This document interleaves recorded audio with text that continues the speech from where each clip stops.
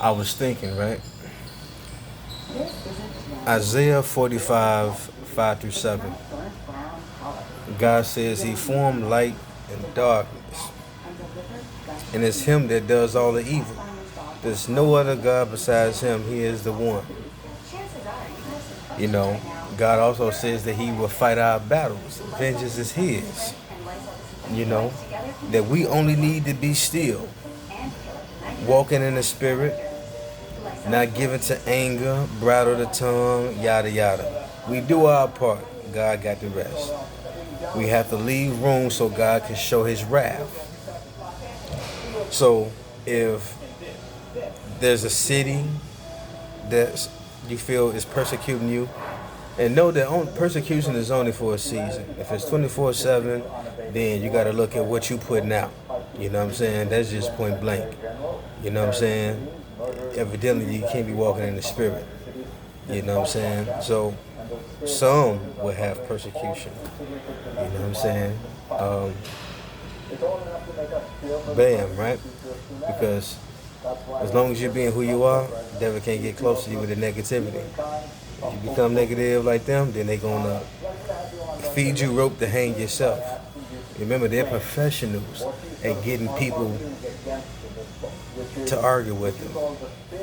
You know what I'm saying? They say something real low and kind of sort of friendly, but it's slick as Pennzoil. So it's like, wow, why would you say that? Like that. Because it's not what you're doing, it's how you're doing it. Not what you said, how you said it. Or whatever combination. So when it comes to a point of, things like that, you pay attention to the city.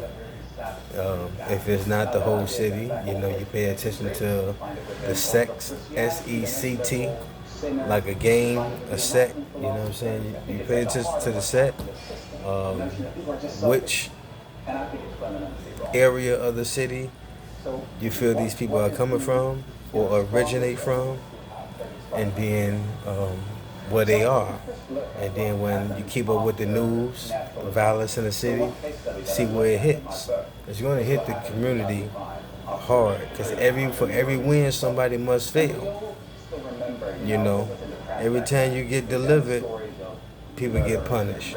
Because remember, it's like a chess game, Satan versus God.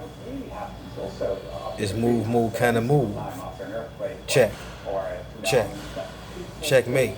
You know what I'm saying? It's been checkmate a long time ago when God said, you know what, I'm going to go down in the spirit and enter my child who I knew, who I foreknew, for him to come out as Emmanuel, a son of God, in the physical, but spiritually a child of God. So, man, that's just amazing, you know what I'm saying? So pay attention to that, and then see when people come around. Like today I had some guy come up to me masquerading as being a light. Inside here, ravenous wolf. He never, confessed that Jesus is Lord. You know what I'm saying? He said some worldly stuff, some stuff that was facts, and I had this big spirit overwhelming me. You know what I'm saying?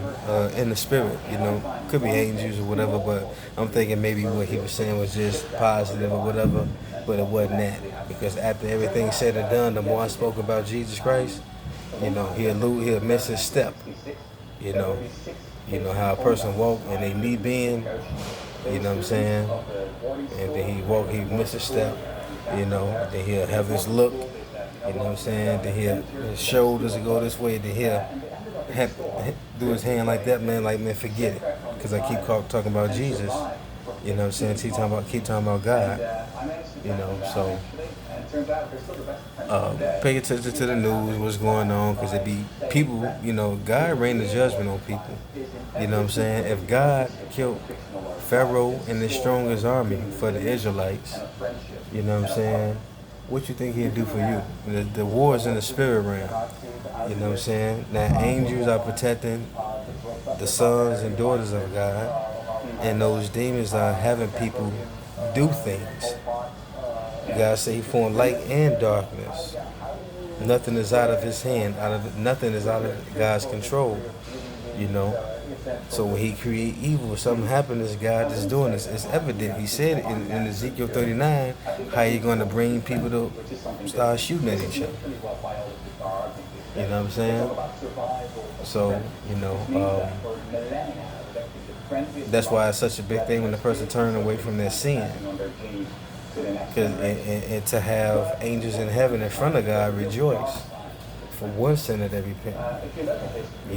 So it's just something that I was thinking about. Not sure if it means anything to you. Take it with a grain of salt. But most definitely really interesting.